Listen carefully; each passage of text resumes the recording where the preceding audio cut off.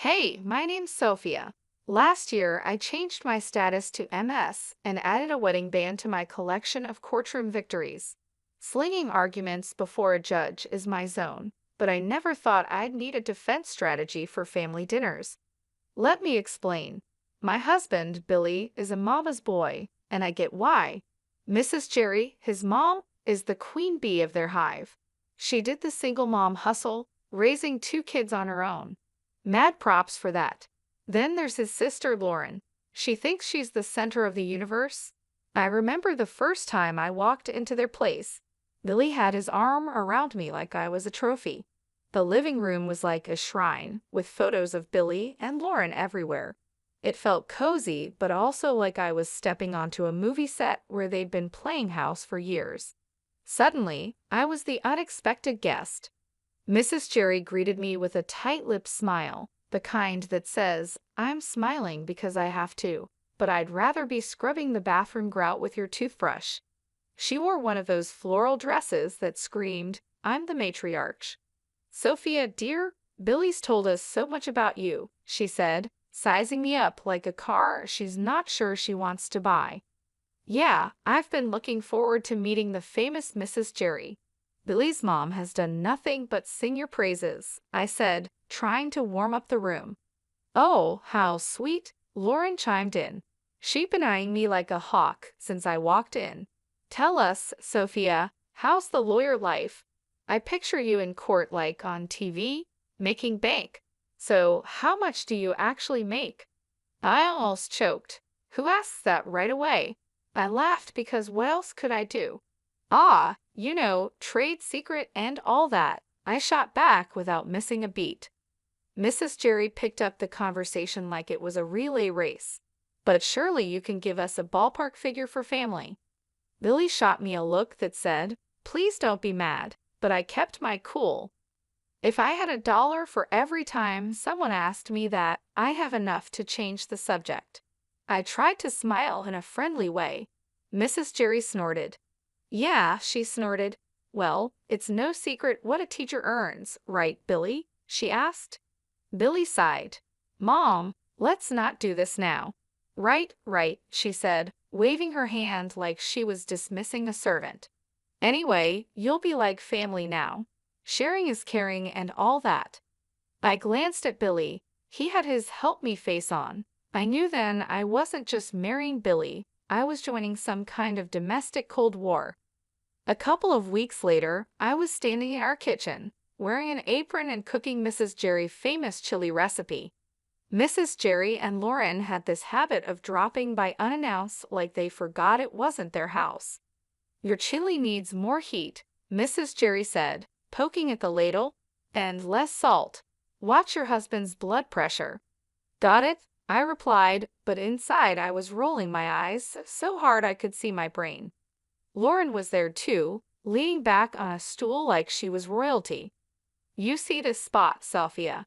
Cleanliness is next to godliness, isn't it, Mom?" Lauren said. Mrs. Jerry nodded like it was the gospel, and Lauren was mentally high-fiving herself. "Funny, I cleaned this place this morning," I said, wiping the spot off the counter. "Must have missed that one." Billy was in the other room, clueless, probably deep in some video game or sports stats. I decided it was time to fill him in on the home invasions. I poked my head in where he was slouched on the couch. "Hey, you got a sec?" "What's up, babe?" Billy flicked his eyes up for a moment, afraid he might miss a crucial play. "Your mom and Lauren, they come in, take over, and nitpick everything I do. It's like they're looking for stuff to complain about," I said. "Ah, Sophia, they mean well? They're just—" Billy scratched his head. "I'll talk to them. They'll chill out." Back in the kitchen, it felt like the final round of a cook-off where I was the only contestant and the judges were out for blood. "So, Sophia, when's dinner?" "Billy must be starving," Lauren said, glancing at me like I was the help. "Whenever the chili decides it's ready," I replied. I respond, but I keep my voice light. It's a tricky situation. Dinner lands on the table, and I scan their faces. Mrs. Jerry stirs her food around, inspecting every bean like it holds the secret to the universe. Bit different from how I make it, Mrs. Jerry finally says. That's code for nice try, but you're no match for me. Billy dives in though. Bless him. Babe, this is awesome. Right, Ma? Lauren mutters, sure, and Mrs. Jerry just shrugs like she's agreeing with the worst food critic. After they leave, Billy is slapping his belly saying it's all good. I watch the door shut behind them, feeling tiny like I'm losing at a game I didn't sign up to play. The next time they pop over, it's the same old tune, like nothing changed. I must have been dreaming to think a few words from Billy might turn the tide. Still, I asked him to talk to his mother about boundaries. I thought getting married was the hard part. Fitting into Billy's family is the real challenge. They've got their own idea of family, and I'm not in it yet. If this is what married life is like, count me out of the honeymoon phase. It was one of those days where the clock seemed to tick slower than syrup drips from a bottle. That's when my phone decided to ring. Glancing at the caller ID, my heart sank. It was Mrs. Jerry again. Sophia. Her voice was stern, and it did nothing for my headache. You think you can just snatch Billy away from us, huh? Her words stung like vinegar on a paper cut.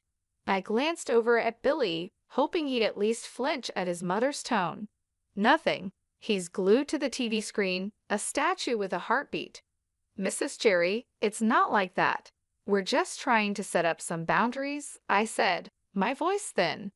Boundaries, she fumed. That's just a fancy word for shutting us out.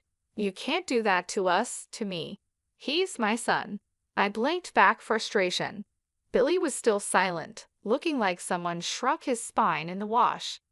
Listen, it's normal for married folks to want their own space. I tried to keep the edge out of my tone. Space. He's never needed space before you came, she retorted sharply. Each word chipped away at my patience.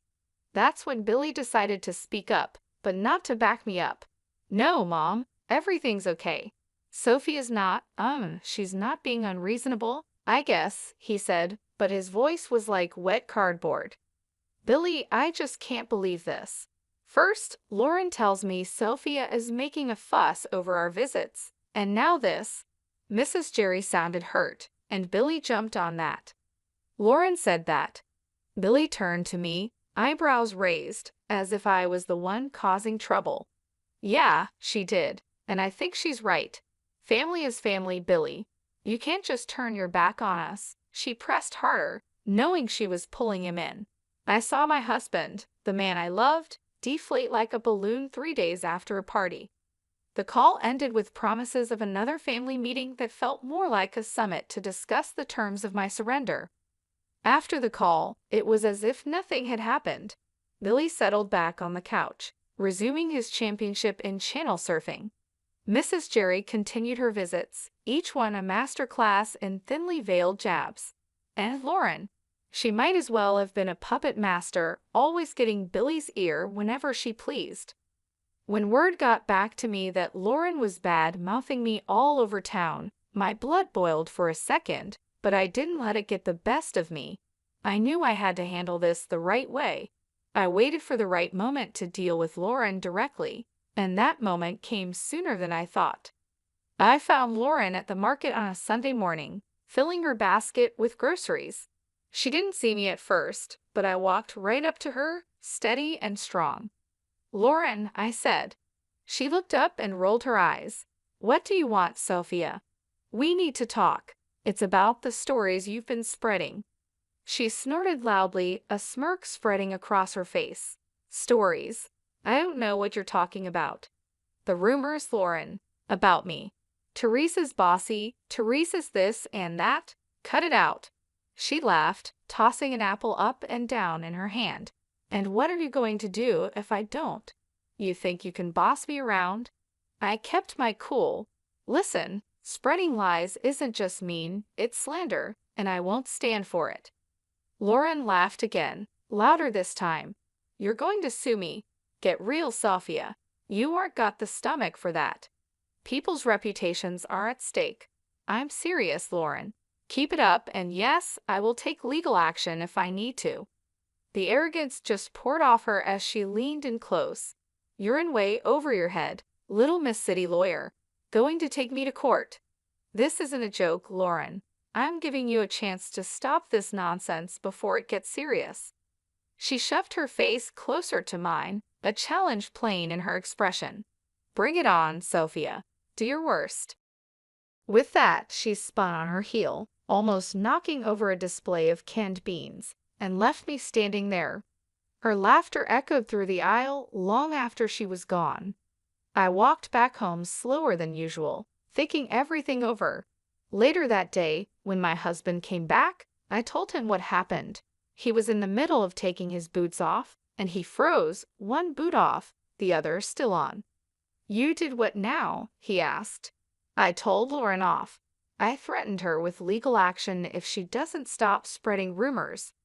His face went red, then white. "You couldn't just let it go. Why did you have to stir the pot, Sophia?" I straightened up. "Because it's not right, and I won't be walked over. Not by her, not by anyone." We were silent for a while, both lost in our thoughts. It was clear this was more than a little family squabble. It was a line drawn in the sand, and I had to stand my ground. He just stood there with that same lost puppy look that's becoming permanent on his face. I threw myself onto the couch, fuming. The gossip might calm down for now, but Lauren is the kind of weed that keeps sprouting up. No telling when she'll start yapping again. And Billy? God knows if he'll ever find the guts to stand up to them. Right now, I just need to cool off and figure out my next move in this messy game they're all too eager to play. The whole mess with Lauren had me weighing my options like a pros and cons list in my head. I signed up for a life with Billy, not a daily soap opera with his family. And with things going from bad to worse, the word divorce started rattling around in my brain like loose change in a dryer. Then, as if on cue, Mrs. Jerry, the town's self-appointed gossip queen and Lauren's godmother, called me up. "Sophia dear," she chirped like a bird that spotted a worm, "we're throwing a little party for Lauren's engagement. It's happening at Giuseppina's next week. We'd love to see you there." The tone of her voice was all fake niceness, the kind that practically screams, "I dare you to show up." After hanging up, I stared at the silent phone, thinking how this invite smelled like a setup. Billy was already on edge, and now this. I couldn't help but blurt out to him, "Guess who's got plans for us next week?" He was sitting at the kitchen table, his forehead creased like he was trying to iron out a thought. "Who's scheming now?" "Your sister's engagement party," I said. I say it straight out. We're invited, courtesy of Mrs. Jerry. Billy's face goes a shade paler, the crease deepening. "Oh hell." "Yeah, oh hell sounds about right. So what's the plan here, Billy? We going to roll over and play nice or what?" He's quiet for too long, and I'm not having it. "Come on, spit it out." Billy finally looks up, his eyes serious. "Sophia, it's family. I think we should go." I cross my arms, feeling the heat rise up my neck. "And let Lauren have a field day. I'm not their punching bag." He throws his hands up, a bit too dramatically. "What do you want me to say? That's my sister Sophia." I lean in, my hands flat on the table. "And I'm your wife. Does that not count for much these days?" The word divorce is right there on the tip of my tongue, but I bite it back hard. Billy runs his hand through his hair, making it stand up like he's just had an electric shock. "Of course it counts. Look, I'm stuck between a rock and a hard place here. I'm a heartbeat away from losing my cool." "Well, guess what, sweetheart, so am I. I married you, not your constant need to please your family at my expense." Billy stands up, walks over, and takes my hands. They felt rough, all work and worry. "Sophia, I love you. I do, and I hate that it's come to this. Let's not go to the party. You and me, we're a team, right?" It struck me then that this was the first time in a long while he picked me over them without flinching. It felt like finding an oasis in the middle of the desert.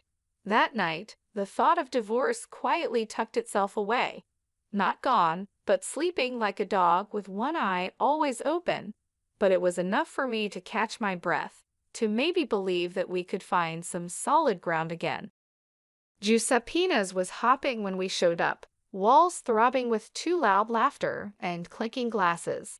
I spotted Mrs. Jerry right away, sitting queen bee style at the biggest table with that I rule the world look. There was Billy's sister Lauren, all grins like she won the lottery, and her guy Andrew, a deer in headlights type trying to smile. His folks were with them too, stiff and awkward like they wandered into the wrong movie theater. Mrs. Jerry zeroed in on me the second we stepped in. "Sophia," she oozed, like I was a 6-year-old not playing nice, "you'll be taking care of the bill tonight, right? To show you're one of us." I nearly spit out my drink. "What? Why me?" The table's all ears now, and the air's thick with that, "Oh, this is going to be good" vibe. Mrs. Jerry stretches her smile. "Tradition, sweetheart.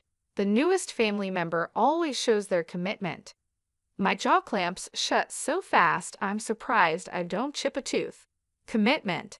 That sounds a whole lot like a shakedown. Everyone's perked up like they're hearing a whistle. And there she goes, Mrs. Jerry puffing up like I slapped her. "Excuse me, that's uncalled for." Billy leans in, his voice barely more than a whisper. "Just do it, Sophia. It's not a big deal." "A big deal," I whisper back, my voice turning to a snarl. "No thanks, I aren't no one's piggy bank." He's hissing now, real quiet but clear. "Pay the damn bill, Sophia, or we're through. I mean it." My laugh is as sharp as a snapped wire. "You're not serious." He's all stone face and tight mouth. "You think I'm playing?" I stare him down. "Divorce over this?" He's all, "Family first, Sophia." I'm shaking my head. And where do I fit, huh? It's showdown time, and even Andrew and his parents are watching, their faces screaming, "What the hell's going on?" I push back my chair and stand, letting them all hear me. "No, I aren't doing this dance," I say, my voice like a hammer on steel. There's shock on their faces, some whispering, some wide-eyed. Billy's going red, white, red, like a stoplight losing its mind. Mrs. Jerry looks like she might choke.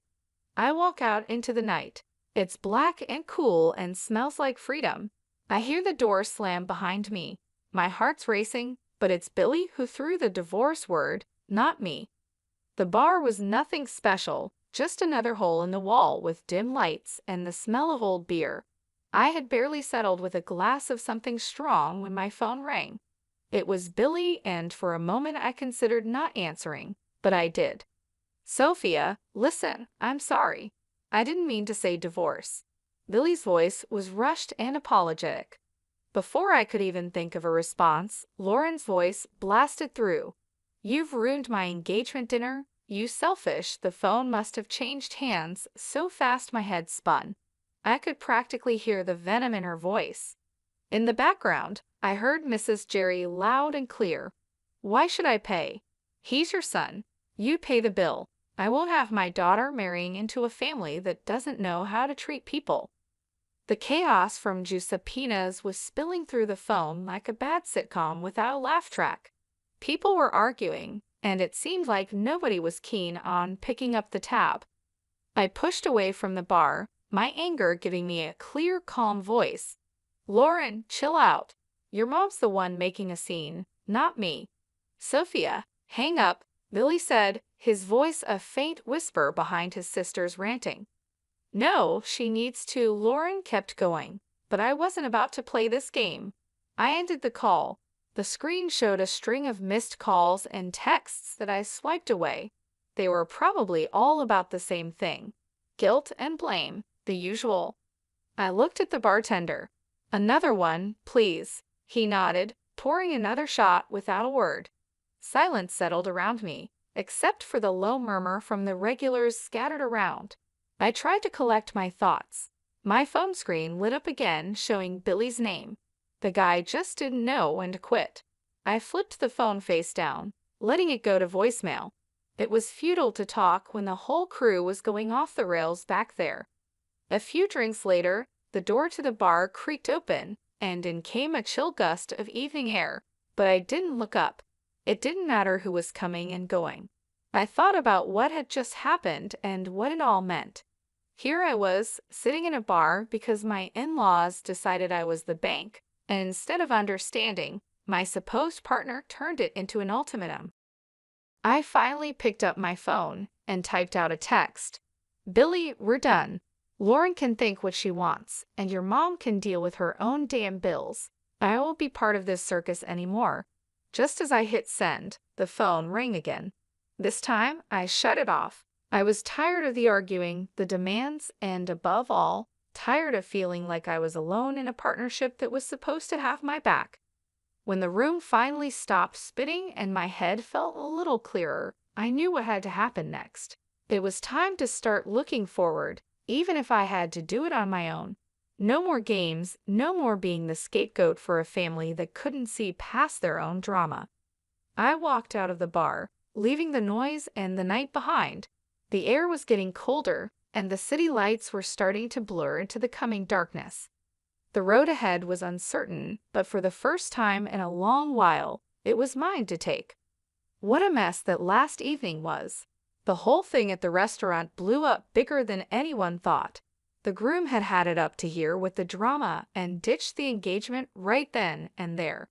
You should have seen Lauren's face when he dropped that bomb. I can't believe it. No one saw it coming, least of all her. Then the mother-in-law lost it, screaming like a banshee. She was causing such a scene that the groom's family looked ready to call 911. She was yelling about disrespect and no consideration. It was pure chaos, like one of those trashy daytime shows where chairs start flying. Meanwhile, I was done. I filed for divorce and cut off all contact. I ignored Billy's calls and deleted his messages. The last I heard, he, his sister, and my former mother-in-law from hell are all holed up in the same house, probably driving each other crazy. As for me, it felt like I finally stopped holding my breath after years underwater. Life's simpler now, but that evening is still the talk whenever I bump into people from the old circle. It gets old, you know. So, here's the update for anyone who still cares. I'm living my best, most peaceful life. I'm sitting in my usual spot at the cafe down the street from my place, the one where the coffee is strong, and no one asks too many questions. The barista gives me a nod. The usual? He asks, like he's asking if the sky is up. Yep, I say. That's what my days are like now, no fluff or meddling in laws. Work's a breeze when it's just that work. Free time is mine to enjoy without guilt trips or obligations. I curl up on my couch, the one piece of furniture that's followed me through all the moves. The springs are shot to hell, but it fits my back just right. I flip on the TV, watching some crime show where they catch the bad guys by minute 30. The peace is what gets me, not eerie or lonely, just peace. Breathe in, breathe out. No more walking on eggshells or cleaning up family feuds. This is living. When I hit the pillow each night, it's with a sense of accomplishment. No pat on the back needed. I know my worth, and finally, I'm living like it. I'm eating my lunch when the phone dings a message from a number I don't know. Probably Billy using someone else's phone to reach out. I delete it without reading. Not today, Satan. Not ever. They used to say, you'll regret this. But here I am, not a single regret in sight. The day drags out cozy and fine, ending with a glass of something smooth and a book I've been meaning to read. The heroine's tough but fair, reminds me of someone I know.